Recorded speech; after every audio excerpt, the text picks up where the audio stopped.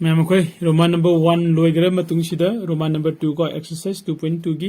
Roman number 2 से मु होतोक से का क्वेश्चन नंबर 1 की नी रोमान नंबर 2 सिदा लैसे कइनो p x से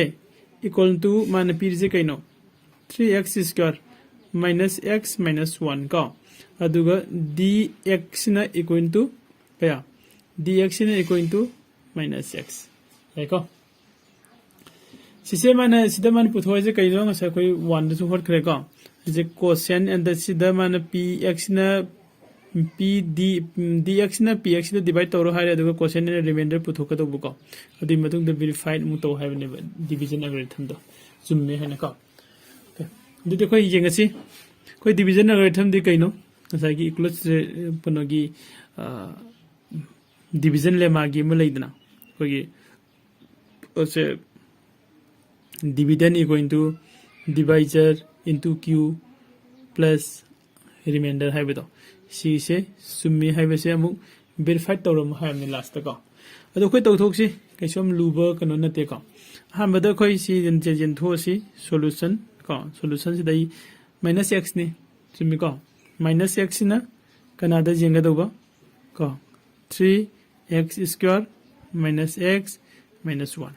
सीधा कोई जन थोक से का ओके अदुदी फर्स्ट द कोई सिदा x अमा लेरे सिदा x अनि लेरे अदुदी x अमा दि लाक्सरानी याय का सिदा 3 लै सिदा 3 जाउदे 3 अमसु लानी सिदा माइनस नि सिदा माइनस लैते सिदा माइनस अमसु लालस याय का अदुदी सिदा पुरी रदी क्या तारे 3x square minus minus plus x square 3 ना 3 का ओके अदो सिदा कोई सिमा 0 तागरे का अदो सिदा -x अंग पुथरा से है का -x आई पुथरे -x पुथरा मतुंग सिदा कोई हजिक लैरिसे 3 माइनस ने का 3 माइनस ने अदुगा हजिक -x का -x का -s का सब मानरे अदो दे +1 न सिदा इनटू तौरदी मल्टीप्लिकेशन तौरदी -x सुम ताजरनी नत्रा का ओ सिदा सिसु -1 सिदा पुदबिरमो -x सि तारने का अदुदि कोई हजिक कनाल ले में -1 ले में का सिसिदा हंगबा याई सर सिदा मसिसु माइनस नि सिसु माइनस नि से कमेन मंगमि नगै न का अखोइना डिवाइड तौबगी रुनगी मतुंग इना मखा थंगबा कनो सिदा कोई सिगी माइनस ना मल्टीप्लाई तौइ को साइन सिदा सिदासु का माइनस ना मल्टीप्लाई तौइ प्लस नाक्तनी माइनस ना मल्टीप्लाई तौर कांदा सिदा माइनस ओलनी मथक्ता प्लस ने प्लस माइनस नि 0 तागरे सिदासु माइनस ना मल्टीप्लाई तौरदी प्लस ओलनी मथक्ता माइनस नि 0 तागिबको लेमहौरे -1 सिदा x ना जेनबा याददे करिगिनो x सी वेरिएबल ने सिदी कांस्टेंट नत्रा नो याद्रबनि ना कोई स्वाइदा कनो से लोइसिले सिदा लोइसिनबदो इदी कोइ ngसागी कोइना ममांग दे कनो तोगि दुगा सब मानना का कोइ देन का देन कोई क्वेश्चन तो पीरसी QOTIENT क्वेश्चन से इक्वल टू क्वेश्चन पुथो हमने माना 3x plus 1 से क्वेश्चन और एंड रिमाइंडर दे क्या तारे रिमाइंडर से इक्वल टू का सीधे से -1 जाय का रिमाइंडर -1 तारे सिने हनो तारे को अदुदी नाउ असै कोई वेरिफिकेशन तो मु तौरसे को नाउ कोइना खंगे कइनो खंगी से डिवाइजर का into quotient divisor into quotient का प्लस रिमाइंडर सिलाई को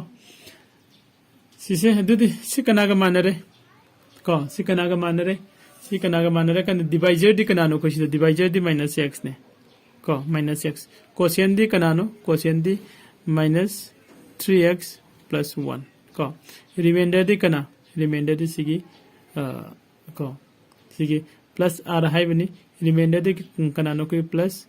-1 सिना को रिमाइंडर यार का अदुदी हजे कोई सिदा मु जेंगसे का तंग इंखलके उडना बका सनो यारी को मैम सिले सिगी x ना सिदा मल्टीप्लाई तो क्या तारनी minus minus दी plus तारे को अदुगा plus दे ई दे सुया नट्रा अदुदी 3x को square को एक minus x ना plus 1 तरो दी minus x को अदुगा लोरे अदुगा बेके हांगदो दी plus minus minus तारे अदुगा साइ कोई सिदे कनो से फंगाब्रे डिविडेंड से फंगे को डिविडेंड से कोई फंगाबनी ना सिदा इक्वल टू को सिदा ई दमगे करी है ना इक्वल टू डिविडेंड के माने है को डिविडेंड के माने मीना अरोइबे तो कोई करी है ना यारे हेंस करी वेरीफाई को कोई ना वेरीफाई तौरे ओके साइन तौर कोई क्वेश्चन नंबर 1 की रोमान नंबर 2 सु स्वाइदर लोइसिले को ओके रोइबदा गांसिंग लाइक सब्सक्राइब एंड शेयर तौबो कॉबीगनु को खोगी फ्रेंड अतै दसु हाइरिबा सिगी कनसी खोगी YouTube की चैनल लमजिंग मेरा एकेडमी से खंगन बियो ओके थैंक यू